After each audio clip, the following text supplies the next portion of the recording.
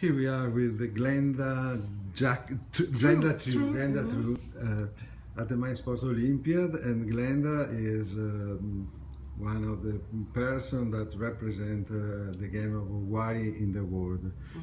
She runs the Wari International Society. So I would like to, because this one is one of my favorite game, even if this year I wasn't able to play it. But I would like to know something, how it started, how unified the rules have been set all over the world. Tell us something. When and how did it start? Well, the Oware Society was started in 1995 by Seth Bonti and Kofi Bonsu.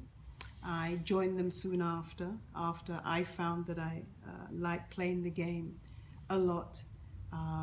I got a board from Antigua without any seeds, and I then learned how to play. Very small games, and then I thought, well, it's a game that I would like to be more involved with. So Kofi Bonsu and Seth Bonti said they had a Oware Society. They found that when people came from Africa, they found that they had a game board, but they didn't know how to play the game. So they played the game at a market each weekend, and it was a success.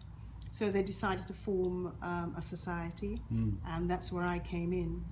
I then developed it, membership side, and from then we just went on around schools and public places playing the game. We then had a fortunate breakthrough when we attended a Mind Sports Olympiad at Raw Festival Hall in London. Yeah, that was fantastic. And that was in 1997, and we had only a handful of players then, and the first world champion was a woman called Sakili Richard from Antigua. It was then known that Antiguan players are phenomenal players. They're phenomenal players, one of the best in the world. So I traveled to Antigua looking for very good players. I came across Trevor Simon, and he promptly came over a few years later, and he won gold. And he's been playing at the Mind Sports for maybe 7 or 8 years, and he's now sort of a grandmaster player of Wari. He is the best in the world so far? Well, we did bring a player over from Ghana called Ibrahim Abubakar, and he played toe-to-toe with Trevor, and Ibrahim won his games in Ghana in order to come over to London. He came to London, and we then promptly from London he went to Antigua, and he came first in the tournament there. He beat many grandmaster players, and he was a phenomenon in Antigua, and he still is a phenomenon. He still plays extremely well. Oh, yeah, nice to hear about. Master player. And this game were used to be played in Africa. All over Africa. With different styles. Different styles. I say there's around 200 different versions. 200? At least 200 versions of the game. There may be even more. I play about 5 versions, and there's versions which are played for children, very simple games. And then there's obviously the Abapa version, which we play in tournaments for very skilled players. In Africa, they're under various names: Ayo, Ayajudu, Wari, Abapa, Aninam, and Chigaloko. So many names. And then from Africa, it has been spread with the slave trade. Yes, within the slave trade, it traveled with the slaves around the world, the ones who were enslaved, and they brought their game with them, and it spread. Well, in China, they have a game called Pusukanawa, which is fairly similar. And in Kazakhstan, they have a similar seed game called Toshkumalat. And there are various games around Europe which they play. How has been chosen the version that has become the official international version? Well, we found that whilst playing with the Nigerians and with the people from the Ivory Coast, there are slight differences in play. Although they are flamboyant and they play well, some capture at a certain point, some don't capture.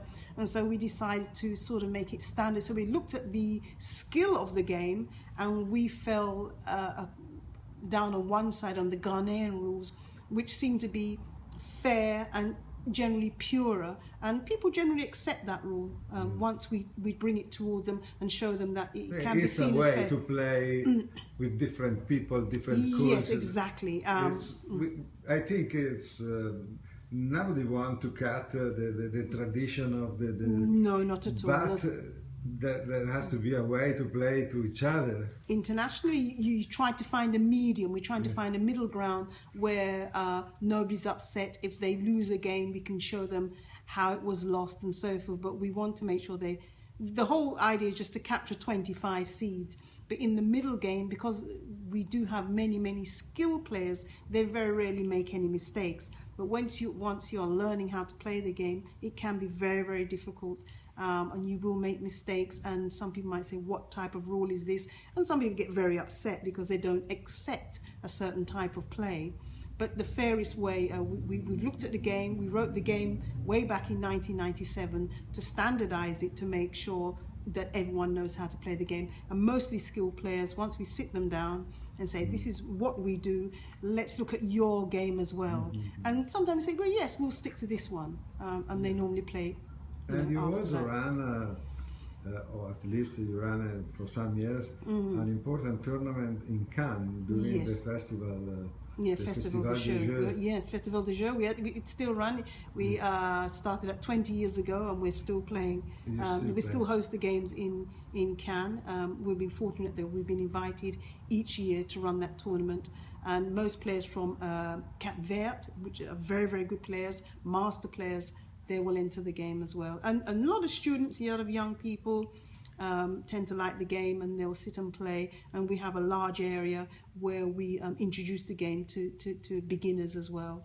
I will try to come in Cannes to catch you and play with you. Yes, you'd be most welcome. We have missed you.